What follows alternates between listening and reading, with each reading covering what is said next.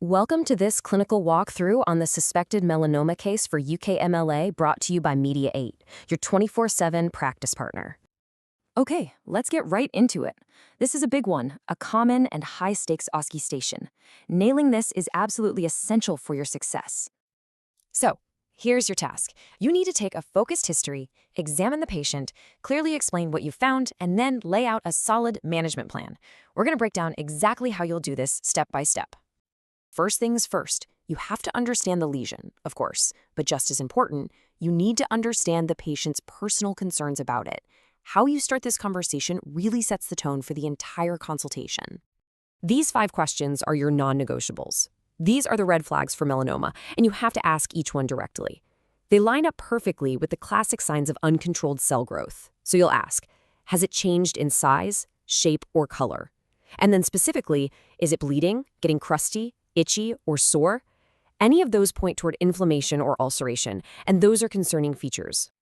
Next up, you've got to screen for any spread, for metastasis. Ask about lumps in the neck or armpit, since those are key drainage areas. And don't forget systemic symptoms like weight loss. Then you dig into the risk factors. The patient's job can be a massive clue. In this scenario, they're a gardener, which means a lot of sun exposure.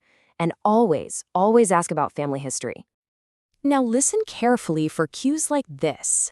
This isn't just a clinical problem for the patient. It's a huge personal issue that's causing them real distress. And trust me, how you respond to this is being graded. Responding with genuine empathy is critical. You need to use a phrase exactly like this one. Acknowledging their frustration shows you see them as a person, not just a lesion. This is a straightforward way to score high on your communication skills. So once you've done a thorough history, you'll transition smoothly into the examination. This part is all about your clinical assessment and also figuring out what the patient already knows or suspects about their condition. This is a hard and fast rule. Before you touch the patient, you must say something like, "I would like to check your vitals and examine your lesion if that's okay."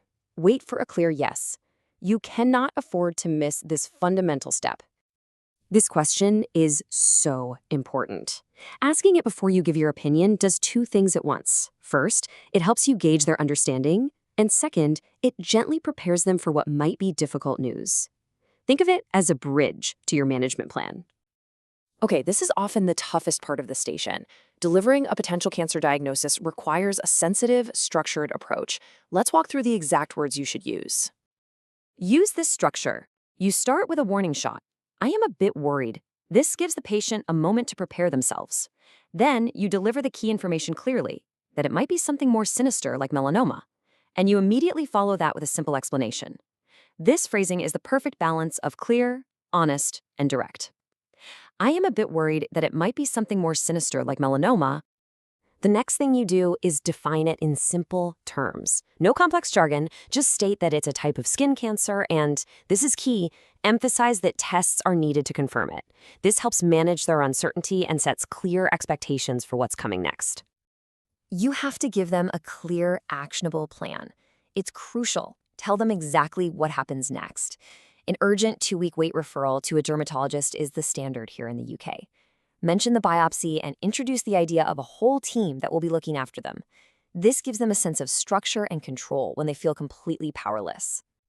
It's also a good idea to explain the potential surgeries. Make a clear distinction between the initial excisional biopsy, which is for diagnosis, and the possible wide local excision that might happen later if cancer is confirmed.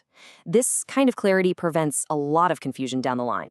Explain who's on this team when you list the specialists, the dermatologist, plastic surgeon, oncologist. It shows you understand how the UK healthcare system works, and it reassures the patient that a group of experts will be managing their care together. And this is a great time to remember you can practice this exact case right now and get objective feedback on mymediate.com. We're getting close to the end of the consultation now. How you finish is just as important as how you start. You have to make sure the patient leaves feeling safe and supported. Your safety netting advice needs to be explicit. Give the patient crystal clear instructions. Tell them to come to the hospital immediately for specific red flags, like any new bleeding from the lesion or any difficulty breathing. You have to be direct. This right here marks the shift to emotional support. A potential cancer diagnosis is overwhelming. It is your job to point them towards the help that is available. Provide specific, credible resources.